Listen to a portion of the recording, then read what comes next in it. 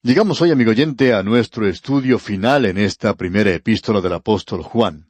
Queremos decir que hemos llegado al versículo clave de esta epístola, que es el versículo 13 del capítulo 5 que estamos estudiando. Hemos visto que Juan ha presentado de una manera muy clara lo que quiere decir ser salvo, lo que quiere decir ser un creyente. Él dice, el que tiene al Hijo tiene la vida. El que no tiene al Hijo de Dios no tiene la vida. Es decir, que es aquel que Él ha presentado aquí, aquel que vino por agua y sangre, aquel que es Hijo de Dios, que nació de una virgen, Dios manifestado en la carne, quien murió en la cruz por nuestros pecados y resucitó de entre los muertos. Ese es el Evangelio y no hay ninguna otra cosa que pueda ser el Evangelio. En este versículo 13 entonces del capítulo 5 de su primera epístola nos dice Juan, estas cosas os he escrito a vosotros que creéis en el nombre del Hijo de Dios, para que sepáis que tenéis vida eterna, y para que creáis en el nombre del Hijo de Dios. Ahora aquí podemos apreciar un propósito doble, para que creáis en el nombre del Hijo de Dios. Eso es salvación. Y para que sepáis que tenéis vida eterna. Si usted tiene a Cristo, tiene vida eterna, si usted cree en Él. Y hay muchas personas que dicen, yo quiero creer que tengo vida eterna. Pero la pregunta es, ¿en quién cree? No qué es lo que cree. ¿Cree usted en Dios? ¿Cree usted en el testimonio que Él ha dado? Él dice, el que tiene al Hijo, tiene la vida. ¿Cree usted eso, amigo oyente? Él no dijo, si le parece bien, o si usted se ha unido a algo, sino que dice, si usted cree en el Señor Jesucristo como Salvador y le ama. Y él dice, esa es la razón por la cual he escrito esta epístola, para que sepáis que tenéis vida eterna. Él lo presenta de una manera muy clara. Él habla de este propósito en su Evangelio. Él dijo, hizo además Jesús muchas otras señales, las cuales no están escritas en este libro, es decir, en el Evangelio de Juan, pero éstas están escritas. Él no lo escribió todo, sino algunas cosas. Y dice, pero éstas se han escrito para que creáis que Jesús es el Cristo, el Hijo de Dios, y para que creyendo tengáis vida en su nombre. Y ahora Juan escribe en su epístola, el que tiene al Hijo tiene la vida. Él quiere que usted sepa eso. Y usted honra a Dios cuando lo sabe.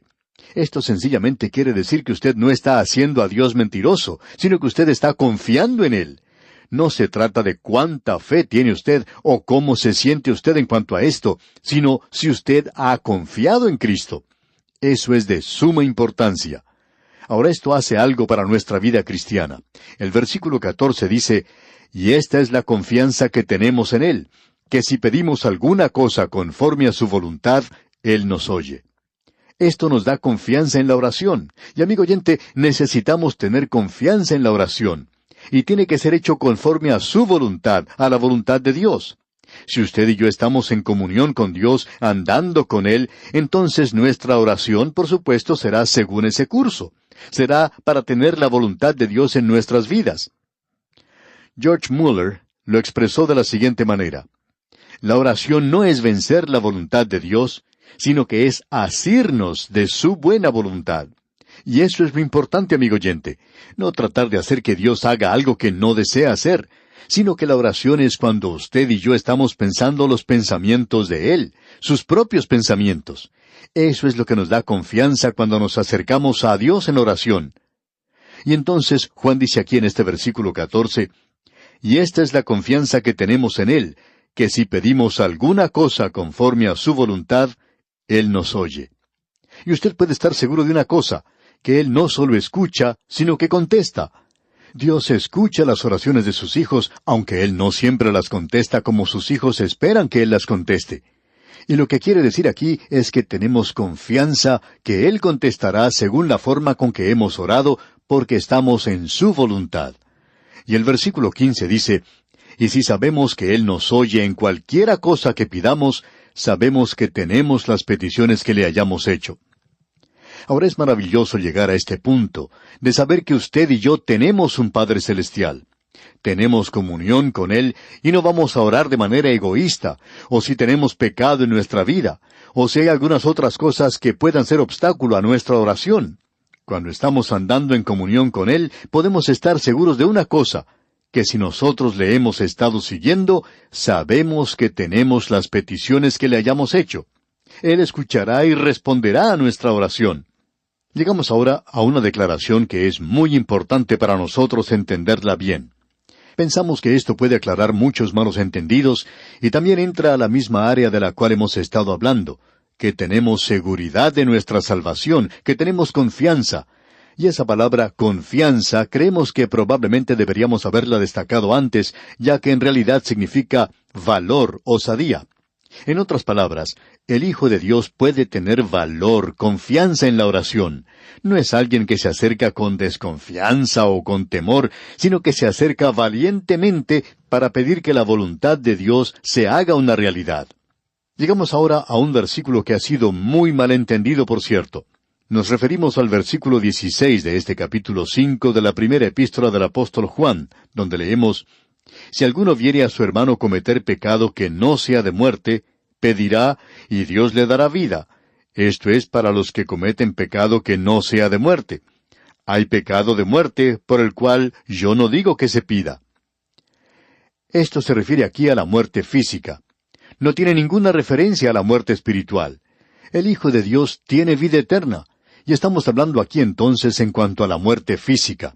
Es decir que eso es lo que Juan está diciendo. Los creyentes pueden cometer un pecado por el cual el Padre Celestial los va a llamar a su hogar.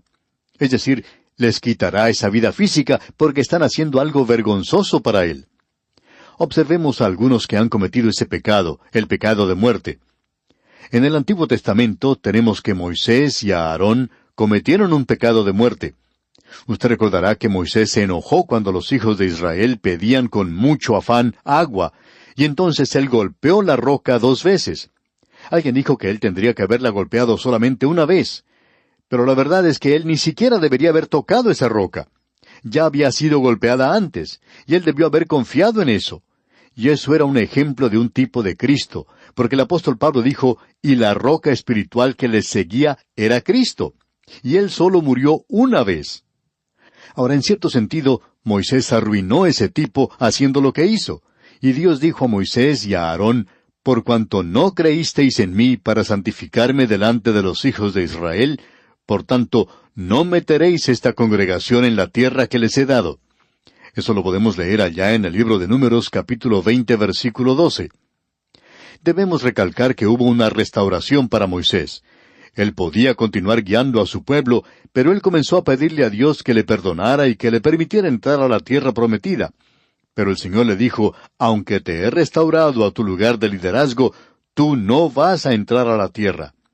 Y cuando Moisés continuó hablando de esto ante el Señor le dijo a él, basta, no me hables más de este asunto.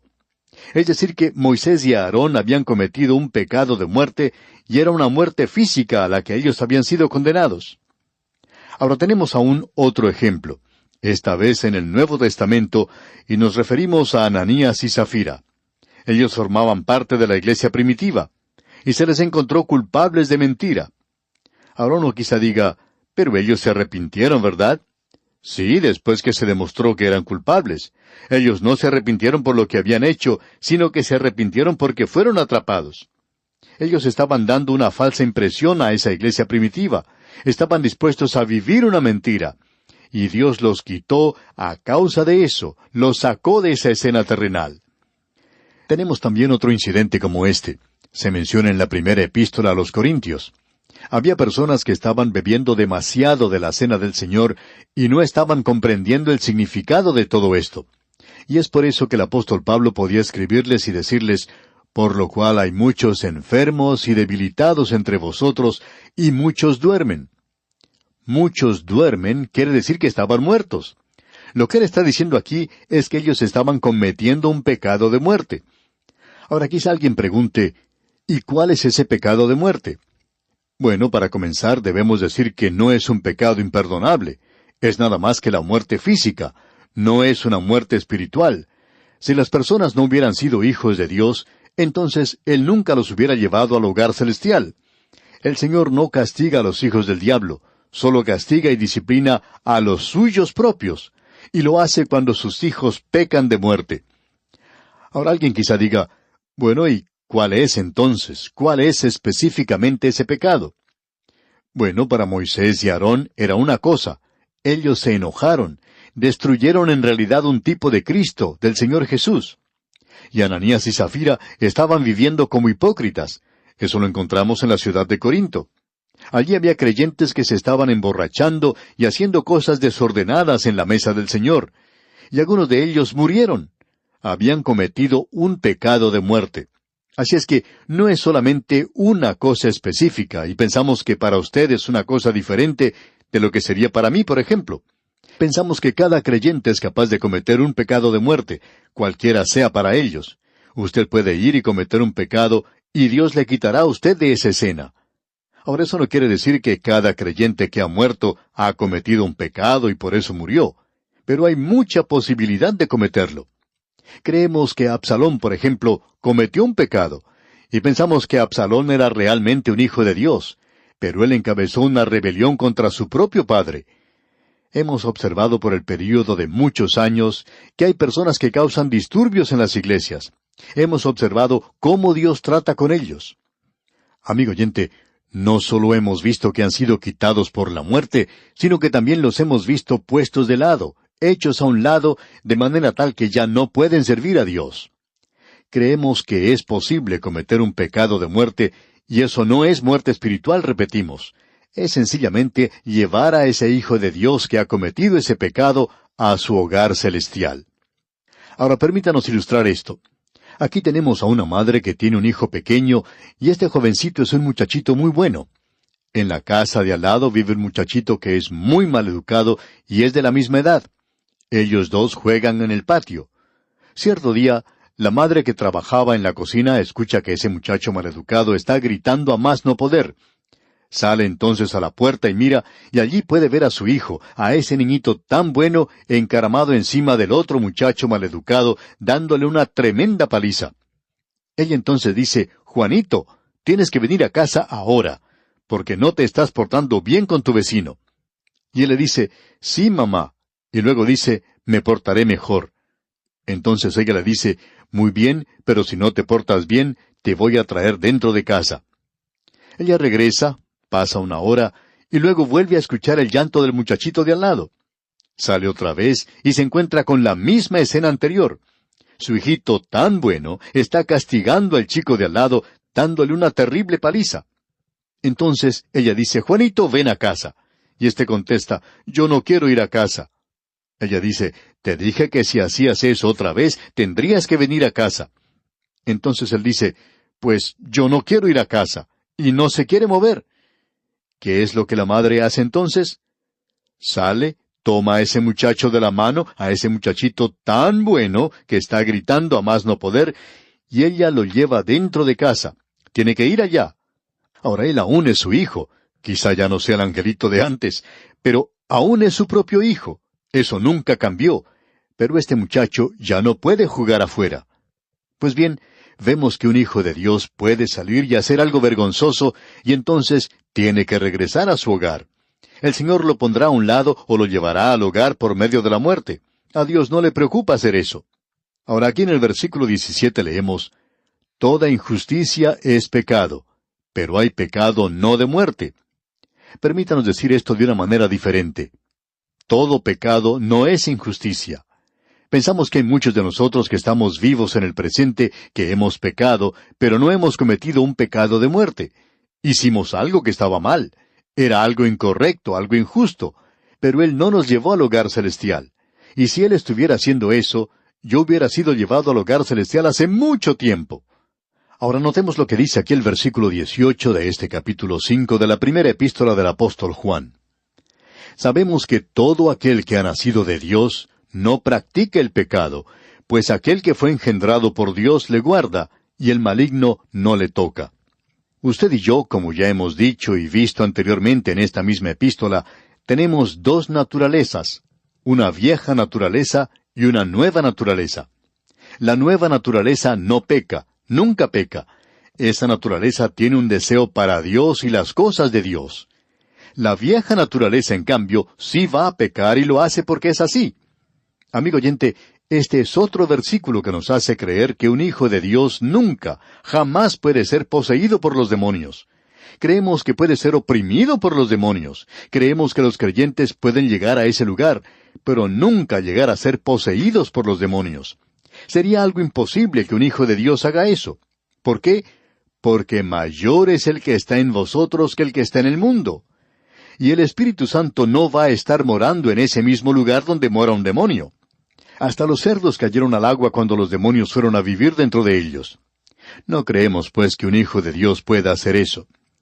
Ahora el versículo 19 dice, «Sabemos que somos de Dios, y el mundo entero está bajo el maligno». Uno puede predicar un sermón basado en este versículo y lo podría llamar «Cuando el diablo hace dormir al bebé». Aquí dice, «Sabemos que somos de Dios, y el mundo entero está bajo el maligno». Es decir, está dormido en los brazos del maligno, no en la maldad, sino en los brazos del maligno. O sea que el diablo ha hecho dormir al mundo. Y el diablo nos está diciendo a nosotros que en este programa de A Través de la Biblia no digamos nada, que nos quedemos callados. Estamos despertando a la gente y él no quiere que hagamos eso. Ellos se sienten muy cómodos, muy confortables. Hay muchas personas en las iglesias que están muertos en sus delitos y pecados. Y él, Satanás, no quiere que les despertemos. Él quiere que los dejemos tranquilos. Esto es algo que molesta mucho al diablo. Usted y yo estamos viviendo en un mundo que está dormido en los brazos del maligno. Y amigo oyente, cuando usted mira a su alrededor, tiene que estar de acuerdo con esto. Luego en el versículo 20 dice, «Pero sabemos que el Hijo de Dios ha venido, y nos ha dado entendimiento para conocer al que es verdadero, y estamos en el verdadero, en su Hijo Jesucristo. Este es el verdadero Dios y la vida eterna». Amigo oyente, esa es la razón por la cual el cristianismo no es una religión, es una persona, y esa persona es Cristo Jesús. Si usted viene a Él, entonces tiene la salvación. Y luego el apóstol Juan concluye diciendo aquí en el versículo 21 de este capítulo 5 de su primera epístola, «Hijitos, guardaos de los ídolos». Amén. Debemos guardarnos de las cosas de este mundo que llaman nuestra atención, que nos atraen. La codicia es idolatría, y hay otras cosas que son idolatría también. Hay muchas personas que están adorando muchas cosas en este mundo malo en que nos encontramos en el presente. Y estas cosas no son sino ídolos. Y el apóstol Juan concluye esta epístola con una exhortación diciendo, «Hijitos, guardaos de los ídolos». Bien, amigo oyente, llegamos así al final de este estudio de la primera epístola del apóstol Juan. Confiamos que haya sido de tanta bendición para usted como lo ha sido también para nosotros. Damos gracias a Dios por el privilegio que nos ha concedido de recorrer junto con usted esta porción de la palabra de Dios. Que Dios le bendiga maravillosamente, es nuestra ferviente oración.